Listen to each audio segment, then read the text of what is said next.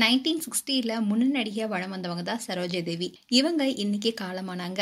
பெங்களூர்ல இருக்கிற அவங்களுடைய இல்லத்துல காலமான சரோஜா தேவியுடைய வாழ்க்கை பயணத்தை பத்தி தான் இந்த வீடியோல பார்க்க போறோம். கர்நாடக மாநிலம் மைசூர் ராஜ்யத்துல 1938 ஜனவரி 7th சரோஜா தேவி பிறந்திருக்காங்க. அவங்களுடைய அப்பா பேரு பைரப்பா, அவங்களுடைய அம்மா பேரு ருத்ரம்மா. இவங்களுடைய அப்பா ஒரு போலீஸ் அதிகாரியா இருந்திருக்காரு. அதோட சரோஜா தேவியோடைய உண்மையான பேர் என்னன்னா ராதா தேவி. இவங்களுக்கு சரஸ்வதி தேவி, பாமா தேவி, சீதா தேவின்னு 3 அக்காவும் வசந்தா தேவி என்ற ஒரு தங்கையும் இருக்காங்க. சரோஜா தேவியோடைய வீட்டில் 4வது மகளா பிறந்திருந்தாங்க. சின்ன வயசுலேருந்தே சரோஜா தேவியை அவங்களுடைய அப்பா அம்மா நடனம் கற்றுக்கொள்ள ஊக்குவிச்சிருக்காங்க. அதுக்கப்புறமா அவங்க நடிப்பு பயணத்தை தொடர அவங்களுடைய அப்பாவே அவங்கள ஊக்குவிச்சிருக்காங்க. இப்படி இருந்த சூழல் தான் 1955ல மகாகவி காளிதாஸ் என்ற கன்னட படத்துல ஹீரோயினா இன்ட்ரோடியூஸ் ஆனாங்க. முதல் படமே அவங்களுக்கு வெற்றி படமா அமைஞ்சது. இந்த படத்துல அவங்களுக்கு தேசிய விருதும் கிடைச்சது. இதை தொடர்ந்து திரையுலகிற்காக ராதா தேவி என்ற தன்னுடைய பேரை சரோஜா தேவின்னு மாத்திக்கிட்டாங்க.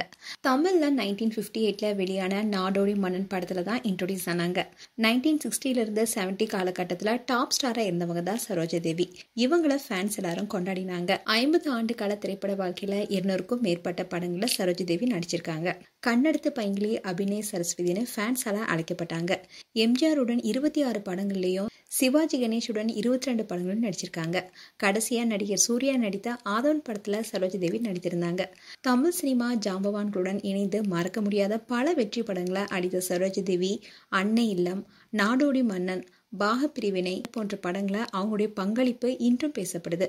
இவங்களுடைய இயல்பான நடிப்பு, வசீகரமான புன்னகை அண்ட் கதாநாயகர்களுடன் இணக்கமான ஜோடி பொருத்தம்னு அவங்கள ஒரு தலைமுறையே கனவு கண்ணியா கொண்டாடினாங்க. அது மட்டும் இல்லாம பல நடிகர்கள் சரோஜா தேவி கிட்ட காதல் சொல்லியிருக்காங்க. அப்படி இருந்தும் யாருடைய காதலையும் அவங்க ஏத்துக்கல. மாறா 1967ல பெங்களூரை சேர்ந்த பொறியாளர் ஸ்ரீ ஹர்ஷா என்பவரை 1967 மார்ச் 1ஆம் தேதி திருமணம் செய்துக்கிட்டாங்க. திருமணத்துக்கு அப்புறமா நடிப்பதையும் குறைச்சிட்டு வந்தாங்க. இந்த தம்பதிக்கு இந்திரா அண்ட் கௌதம் ராமச்சந்திரன் 2 பசங்க இருக்காங்க. கணவர் ஸ்ரீ ஹர்ஷா 1986ல உடல்நலக்குறைவால உயிரிழந்தார். அண்ட் அவருடைய இறப்புக்கு அப்புறமா அவங்க மறுமணமே செய்யல. இதை குறித்து கூட அவங்க ஒரு இன்டர்வியூல பேசியிருந்தாங்க.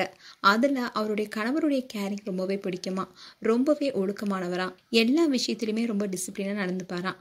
மறுமணம் பண்ணிக்காதெல்லாம் ஒரு விஷயமா, எனக்கு இஷ்டம் இல்லை, மறுமணம் செஞ்சுக்க தோணவும் இல்லை. அதே மாதிரி என்னோட பசங்களுக்கு நடிப்பு துறையில வரதுக்கு விருப்பம் இல்லை. அதனால நான் யாரையுமே ஃபோர்ஸ் பண்ணல. என்னுடைய குடும்பமே ரொம்ப அன்பான குடும்பம்னு சொல்லியிருந்தாங்க. அண்ட் தமிழ் திரையுலகில் 60ல இருந்து 70 வரையான காலகட்டங்கள்ல 17 வருடங்களா முன்னணி நடிகையா இருந்த சரோஜா தேவி புரட்சி தலைவர் எம்ஜிஆர், நடிகர் திலகம் சிவாஜி கணேசன், காதல் மன்னன் ஜெமினி கணேசன் ஆகிய 3 பேர் கூட ஹீரோயின் நடித்து புகழ் பெற்றவங்க.